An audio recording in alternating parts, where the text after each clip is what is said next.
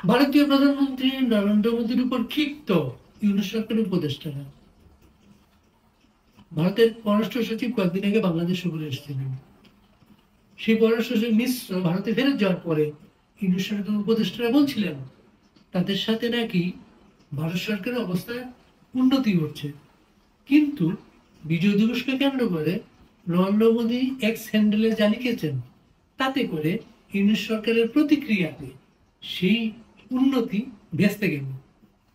নরেন্দ্র মোদী ভারতের একজন জনপ্রিয় মানুষ, শুধু ভারতে না, এই মুহূর্তে ভারতে এবং বিদেশে বিদেশে সবচেয়ে জনপ্রিয় ভারতীয় প্রধানমন্ত্রী তিনি। এবং আমাদের এই দক্ষিণ পশ্চিমাঞ্চলে বিভিন্ন দেশে সরকার প্রধানদের বিরুদ্ধে দুর্নীতির অভিযোগ আসে। নরেন্দ্র মোদীর বিরুদ্ধে কোনো দুর্নীতির অভিযোগ নেই, স্বজনপ্রীতির অভিযোগ নেই, কারণ নরেন্দ্র মোদীর কোনো পরিবারও নেই। তার পরিবারটাই হচ্ছে ভারত।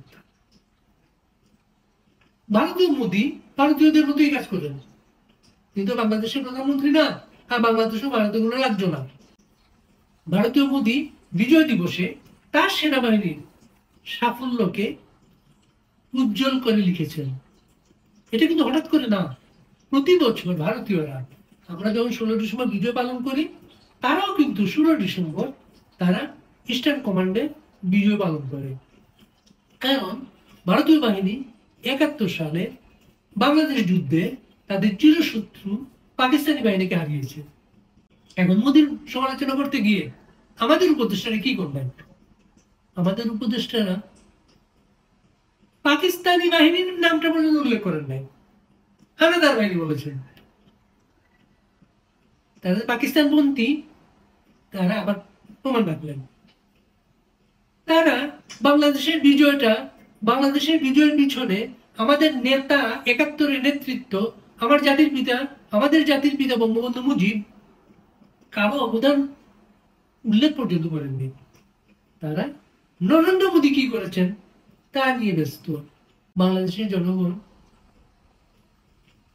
ভারতীয় জনগণের প্রতি কৃতজ্ঞ 71-এর জন্য।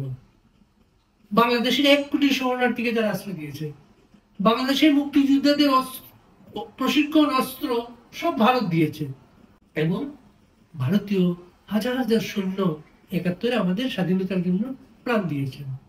বাংলাদেশের প্রতিটা বিজয় দিবসে শেখ হাসিনার আমলে সরকারিভাবে এই বিষয়গুলো স্বীকার করা হতো, শ্রদ্ধা জানানো হতো। এবারই প্রথম তা হয়নি, কারণ এই সরকার একটা পাকিস্তানপন্থী সরকার। ভারতীয় জনগণের সাথে বাংলাদেশের জনগণের ভালোবাসার সম্পর্ক আছে, থাকবে। ভারতীয় মিডিয়া 71 সালে বাংলাদেশের পক্ষে ছিল, সবার পক্ষে ছিল, এখন এই সরকারের বিপক্ষে কেন তা খুঁজতে হবে। ইউনূস সরকারের উপদেষ্টারা ঘিতে নতুন আগুন ঢেলেছেন, এই আগুনে তারাই পুড়ে মরবেন।